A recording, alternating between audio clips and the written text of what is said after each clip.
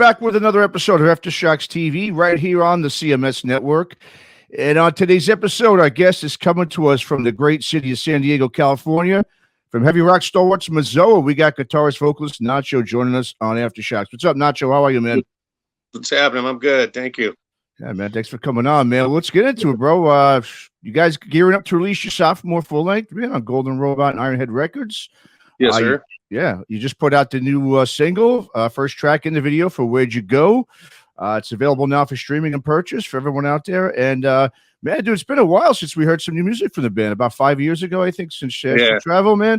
So I guess So start us off, man. Just talk about the new track and what's going on with the new record. New track is just a personal experience type dealio. Wrote it a few years back. It's just like I said, it's a relationship type song. I had a girlfriend one night, just never came home. It's like, what the hell? And then I like to take stuff that's usually when those type of moments when he just kind of hurting or whatever. It's like the blues, man. When you got to get it out somehow. It's kind of cathartic type of deal. So that's where that song was born. But yeah, it has been a while since we had any new music out. So I'm really stoked to get something out there. Yeah, man, no doubt. And so what's the guys now? What's your guys' plan, I guess, for the new release? You gonna put out a few singles first before releasing? Yes, sir. Yeah, we got this one. The next one's Dunes of Mars, the title track. That'll be out, I think, next month. And then I think September 2nd, something like that's the album gets released. Okay, very cool, man. Well, I was checking out the video for the track, and I used to live down in San Diego for about 4 years in the early 2000s, and I couldn't help that venue looked very familiar. Was that the Ken Club you guys did that? Yes, sir. Yeah, that's the Ken. All right. I was going to say, man, it don't look familiar to me.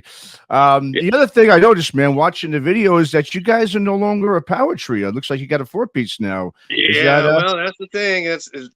We were a power. We started off as a quartet, went to a power trio. We remained that for about 5 years. And then my buddy Rich Coons came in there about a year ago, right as we were recording. He did some leads on the album, and then he got a job opportunity in South Carolina, so he just recently moved back. So we're back to a power trio again. Oh, you are? Okay. So once again. Okay. Yeah. I was going to say, I mean, adding that second, guitarist, does that aid or help you in any way in terms of, is that for the songwriting, or is it just, more for live performances that you like to have that second guitar?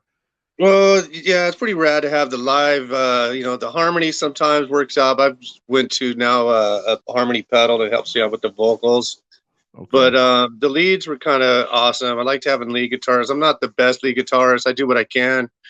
But yeah, he helped out a lot with the lead guitar, and I really loved his style as far as what he brought to the table doing leads. And on the album, he's got a few songs that he knocks out some leads, and I think it adds a lot. But it's a bummer. Rich is a cool dude. But yeah, so we're back to a trio again. Okay, man, cool. Well, I want to get into just talking about you guys, sound for a bit, for the our audience who isn't familiar with MEZZOA. I mean, obviously, you guys got a real traditional, heavy stoner desert punk rock bass. Same style of vein, I should say, as maybe a Caius or Fu Manchu. But you guys also have like an early '90s alternative sound in there, as well as like some grunge, like Alice in Chains parts in there as well. I appreciate that. That's flattering, and I'll take all of that because I think, and honestly, I think we were all pretty much raised up on the same music as far as even those guys back in the early '90s. I think all the coming out of the '70s with the Sabbath, Zeppelin, Beatles, Cheap Trick, Kiss, all that kind of stuff, Devo. It's just all a big hodgepodge of what I grew up on, and I think all the bands that I'm into, I think Fu Manchu, Caius, I think we all kind of grew up on the same stuff. So that's where it's just I think that's where all that comes from. But yeah, I'll take that as a compliment. I love all those bands, brother. Thank you. Oh, sure, man. Yeah, it is a compliment. Absolutely, man. Well, I was going to ask you too now, in terms of like, when you guys are writing songs, I mean, how does it work? I mean, do you start off with just coming with some riffs and then just put, because I want to get to the vocals in a second, but is that how you guys just kind of write? You just start with the riffs and go from there? Yeah, pretty much. I'll just have a guitar riff. Whenever I just get the itch to play guitar, I'll grab the guitar and start finding a cool riff. And whenever I get a cool riff, if a good melody kind of lends itself to that, then I'll try to at least record it on my phone or something to have that, because melodies are kind of hard to come by, at least good ones. So I like to get the riff and the melody knocked out first, and once I get that, then I could, start digging around with lyrics and whatnot. And then since I play drums also, I'll sit down and maybe get just a rough track for the guys to listen to, and then that's how we'll all kind of learn the song. Just bring them something already somewhat done, so they can kind of feel the song. Totally, man. Yeah, no doubt. Yeah, and I want to get, like I said, to I think what separates you guys, from some of these other heavy rock bands in the scene is your vocal style. I mean, you really add some great melodic hooks that, I mean, to these songs that really, I mean, it really pulls you in as a listener. I mean, I remember first time hearing you guys, I got sucked in immediately when I first heard Song of the Sun.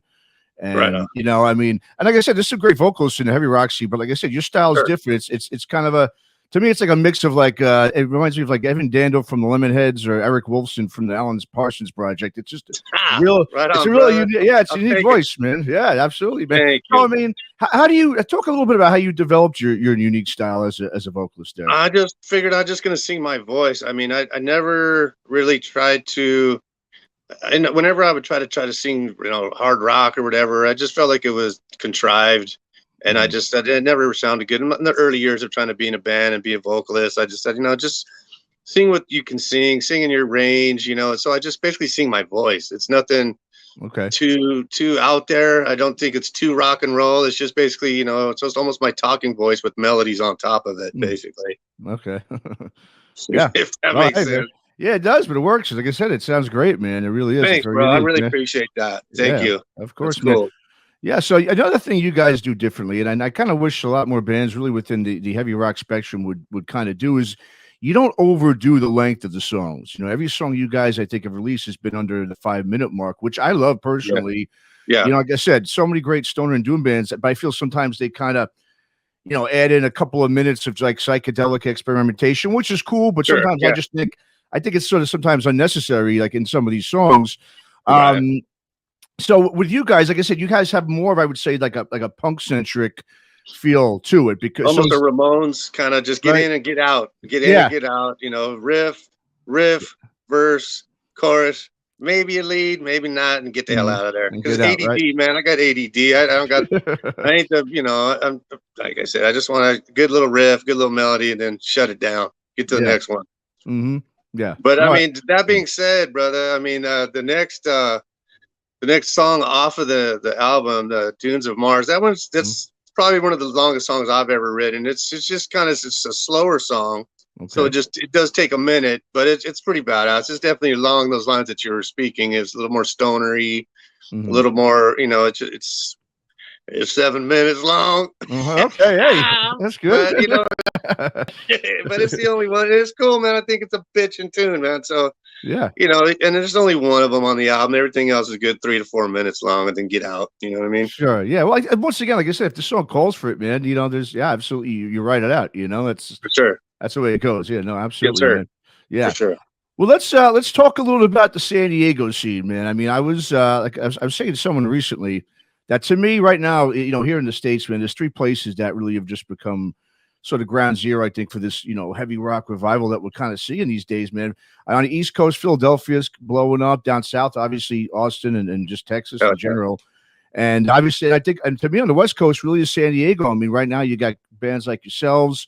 Formula 400's a great band. Red Wizard. I mean, talk a little bit about the scene in around San Diego these days, because we're hearing a lot of great stuff coming out of there. Oh, that's awesome. I'm glad you bring up those bands, because those are good buddies of ours.